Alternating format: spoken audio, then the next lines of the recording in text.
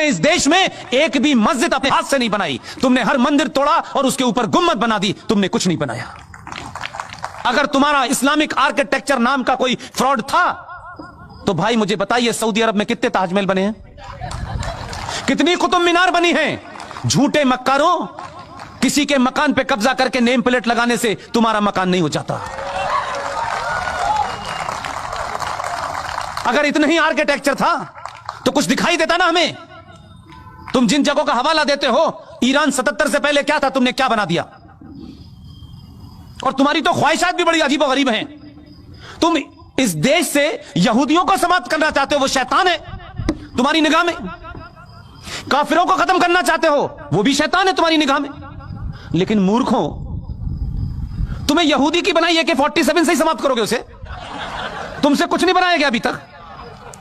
तुम कट्टा बना सकते हो, चाकू बना सकते हो। उसी काफिर के हथियार और उसी यहूदी के हथियार से तेल निकला, तब तुम्हें पता चला कि यहां तेल है, नहीं तो तुम्हारे लिए चंदा हो रहा था पूरी दुनिया से।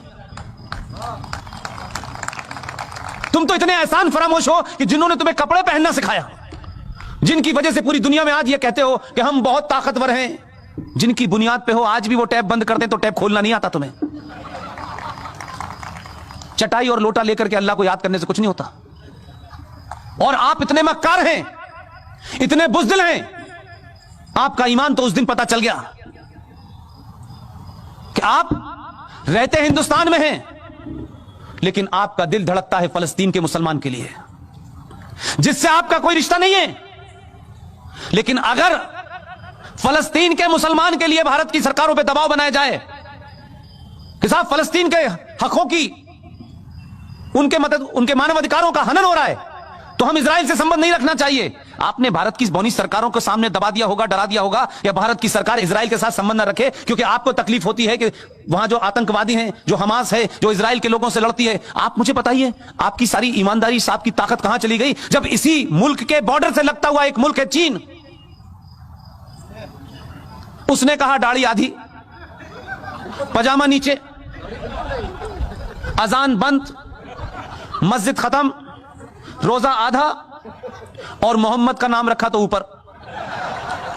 कितने मक्कार मुसलमान हैं, ये जोकर नहीं जाता कभी। ये कहे हिंदुस्तान में खड़े होकर के कि ईरान के अंदर, चाइना के अंदर मुसलमानों के साथ बड़ी नाइंसाफी हो रही है, यहां से कहोगे यहीं से उठवा लेगा वो। एक लफ्ज नहीं बोले। हम जैसे शरीफ लोग जो बार बार आपकी बातों में आ जाते थे, आप कभी हमें कव्वाली सुनाते हो, कभी आप हमें गजल सुनाते हो, हम तारीफ कर देते हैं तो आपको लगता है कि हम पागल हैं। हमें भी पता है आप क्या कह रहे हैं। वो एक है उत्तर प्रदेश में, सॉरी मध्य प्रदेश में, बहुत पुराना है, धूप में ज्यादा रहा है तो रंग ज्यादा गोरा हो गया उसका। बात बात में शेर बताता है, ये किराएदार हैं, हम मकान मालिक हैं, जिन्हें क्या क्या शेर पड़ता है वो रोज हमको बताता है। हमारे बाप का मुल्क नहीं है, तुम्हारे बाप का मुल्क नहीं है। जिन्हें किस किस के बाप का मुल्क है? तुम्हारा बाप कौन है पहले तो ये बताओ।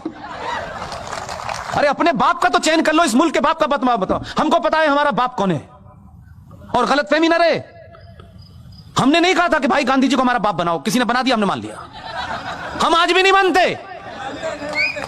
वो एक लीडर थे, बस इतना ही बर है, ये हमारे ऊपर थोप दिया गया। वो भी क्या क्या बातें कहता है। आपको जवाब देना आना चाहिए।